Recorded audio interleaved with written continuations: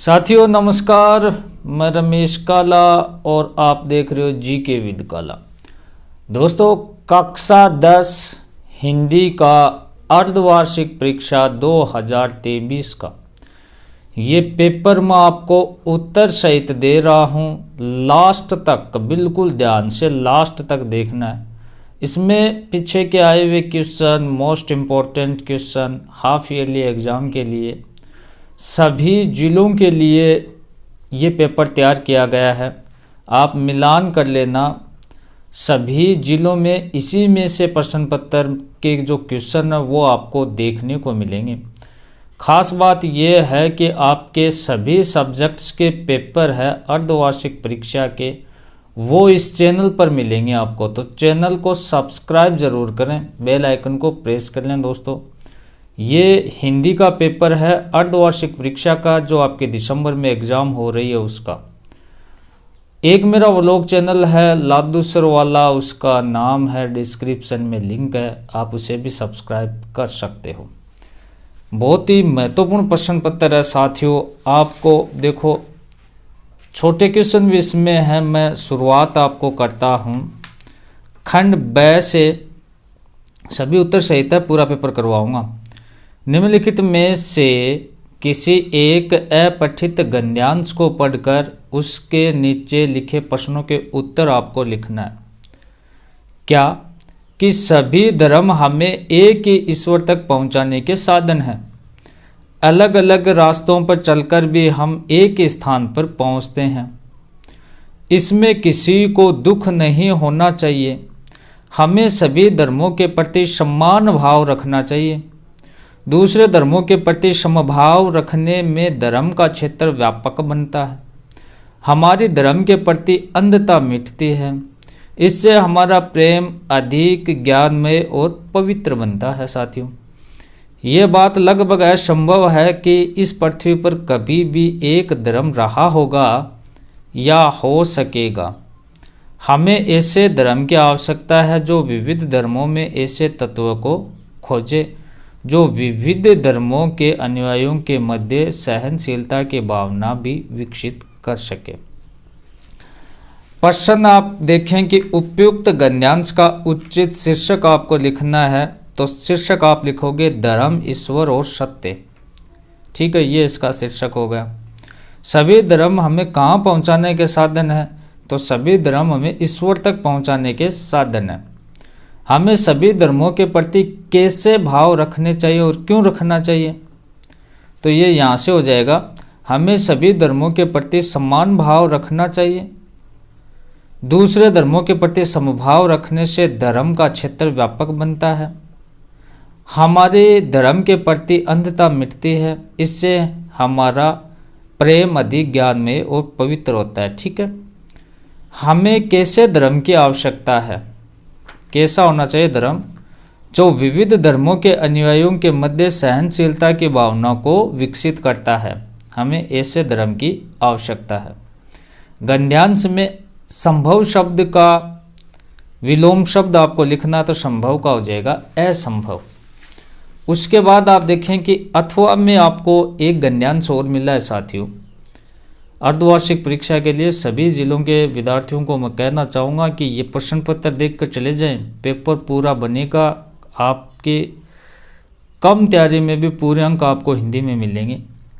सामाजिक समानता का अभिप्राय है कि सामाजिक क्षेत्र में जाति, धर्म, व्यवसाय, रंग आदि के आधार पर किसी प्रकार का भेदभाव न किया जाए। सबको समान समझा जाए, सबको समान सुविधाएं दी जाए। हमारे देश में सामाजिक समानता का अभाव है। जाति प्रथा के कारण करोड़ों व्यक्ति समाज में अछूत के रूप में रहते हैं। उन्हें समाज से बहिष्कृत समझा जाता है और सामाजिक अधिकारों से वंचित कर दिया जाता है। हमारे समाज में लड़कियों के साथ ही भेदभाव बरता जाता है। नागरिक क्षमता का अर्थ है कि राज्य में नागरिकों को, देखो नागरिक क्षमता थोड़ा ध्यान रखना, नागरिक क्षमता का अर्थ है कि राज्य नागरिकों को समान अधिकार प्राप्त हो। कानून और न्यायालय में गरीब अमीर और ऊंच नीच का भेदभाव न किया जाए। इसी प्रकार राज्य के प्रत्येक नागरिक को राज्य कार्य में सभी रूप से भाग लेने का, मत देने का, सरकारी नौकरी प्राप्त करने का तथा राज्य के ऊंचे से ऊंचे पद को अपनी योग्यता के बल पर प्राप्त करने का अधिकार राजनीतिक समानता का द्योतक है। किसका द्योतक है? ये राजनीतिक समानता का। उपयुक्त गद्यांश का उचित शीर्षक आपको लिखना है। क्या है इसका? तो सामाजिक नागरिक समानता। सामाजिक समानता से क्या अभिप्राय है? तो सबको समान समझा जाए, भेदभाव नहीं किया जाए, है ना, सबको समान सुविधा दी जाए। जाति प्रथा के कारण करोड़ों व्यक्ति देश में अछूत में रहते हैं, ऐसा ये खाई है, भेदभाव इसे मिटाना चाहिए। ठीक है। नागरिक समानता किसे कहा जाता है? तो नागरिक समानता यहाँ से देख लें कि राज्य के प्रत्येक नागरिक को राज्य कार्य में सभी रूप से भाग लेने का, मत देने का, सरकारी नौकरी प्राप्त करने का, राज्य के ऊंचे से ऊंचे पद को अपनी योग्यता के बल प्राप्त करने का अधिकार राजनीतिक समानता का द्योतक है। हाँ, राजनीतिक समानता, हाँ राजनीतिक समानता आपको मैंने बताया राजनीतिक समानता का है। और नागरिक समानता, नागरिक समानता क्या है कि सभी नागरिकों को समान अधिकार है वो मिलने चाहिए। ठीक है। कानून के समक्ष सभी समान होने चाहिए, ये चीज़ें हैं। गरीब ऊंच नीच में कोई भेदभाव नहीं होना चाहिए नागरिकों के बीच। फिर उपयुक्त गद्यांश में असमानता शब्द का विलोम शब्द, असमानता का समानता हो जाएगा, सिंपल सा है। उसके बाद आप देखें, छोटे क्वेश्चन भी करवाऊंगा, अभी थोड़ा धैर्य रखें आप। अर्धवार्षिक परीक्षा के लिए आपको हम पेपर दे रहा हूँ। निम्नलिखित में से किसी एक अपठित पद्यांश को पढ़कर उसके नीचे लिखे प्रश्नों के उत्तर लिखना आपको। वीर जवानों सुनो, तुम्हारे सम्मुख एक सवाल है। जिस धरती ने तुमको सिंचा अपने खून पसीने से, हार गई दुश्मन की गोली वज्र सरीखे सीने से।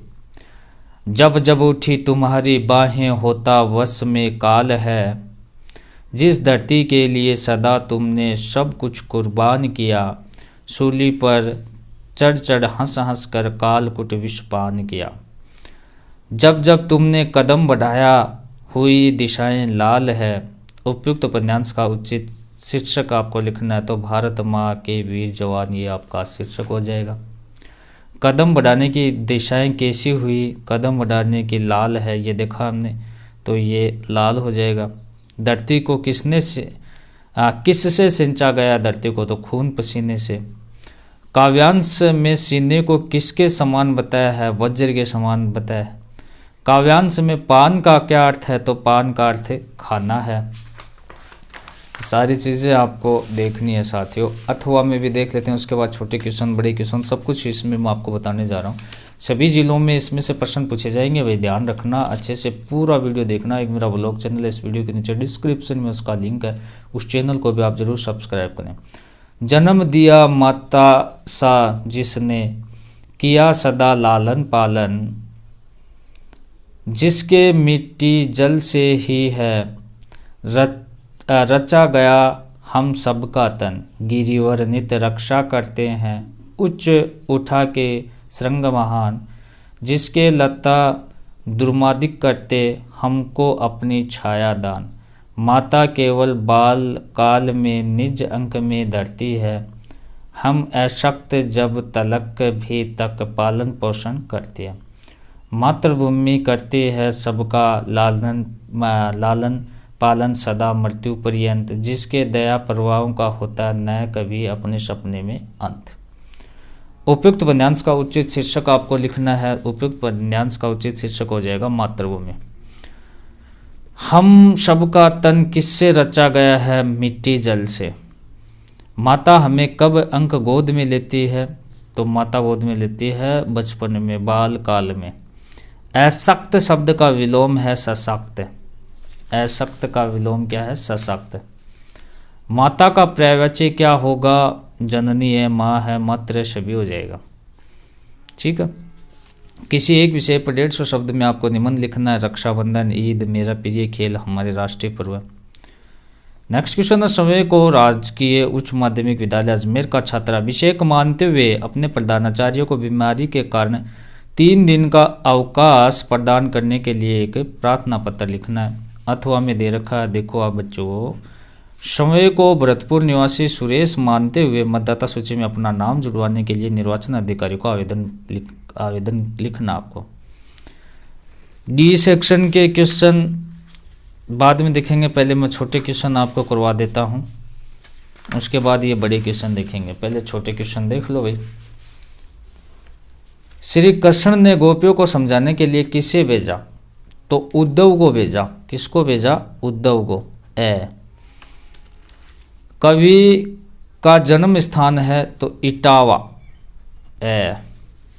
निराला शब्द के निराला नाम से प्रसिद्ध कवि है तो सूर्यकांत त्रिपाठी निराला से। यामिनी से तात्पर्य तारो भरी चांदनी रात।